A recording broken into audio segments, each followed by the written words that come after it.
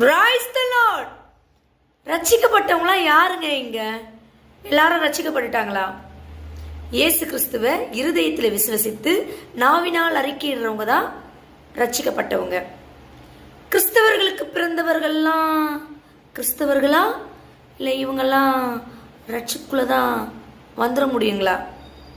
தாத்தா பாட்டி கிறிஸ்தவர்கள், நானும் அப்படியே வந்துடுறேன்ப்பா ரட்சிப்புக்குள்ள, அதெல்லாம் முடியாதுங்க. விசுவசிக்கணும். விசுவாசத்தால் தான் ரட்சிப்பு உண்டாகும். ரட்சிக்கப்பட்டவங்க வெளிச்சத்தில் தாங்க இருப்பாங்க. அவங்க எப்போவுமே இந்த ரட்சிக்கப்படாதவங்க இருக்காங்க பாருங்க, இன்னமும் இருள தான் இருக்காங்க. அவங்க இருள இருக்கிறது அவங்களுக்கே தெரியாம இருப்பாங்க. நானா இருந்தாலும் சரி, நான் ரட்சிக்கப்பட்டுட்டேன்ட்டு எனக்கு முதல்ல தெரியணும். மனம் திரும்பிட்டேனா எனக்கு தெரியணும். இவர் தான் ஏசா, ஏசு இவர் தானப்பா, அது எனக்கு தெரியணும். ஓ, இவர்கிட்ட விடுதலை கிடைக்குமா எல்லாத்துக்கும், இது எனக்கு தெரியணும்.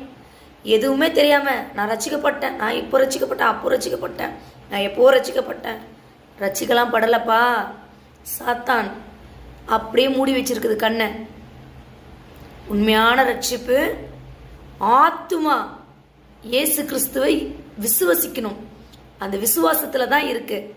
ஆலயத்துக்கு போறவங்களா இருங்க, யாரா வேணா இருங்க, ஏன் ஆலயத்தை கட்டி கொடுத்தவங்களா கூட இருங்க. தெரிஞ்சுக்கணும் ரட்சிப்புனா என்ன. ரட்சிப்புனா இயேசு கிறிஸ்துவை சும்மா வாயில் அறிக்கையிட்டு இயேசு இயேசு இயேசு, ஆத்துமா விசுவசிக்கணும். அவர் தான் இயேசு கிறிஸ்து, அவர் தான் தேவாதி தேவன், அவர் தான் சர்வ வல்லவர் அப்படின்னு ஆத்துமா விசுவசிக்கணும். அதுதாங்க உண்மையான ரட்சிப்பு.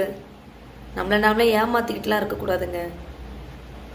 நம்ம ரட்சிப்பு அடைந்துட்டோம் அப்படின்னு நாம முதல்ல உணரணும்.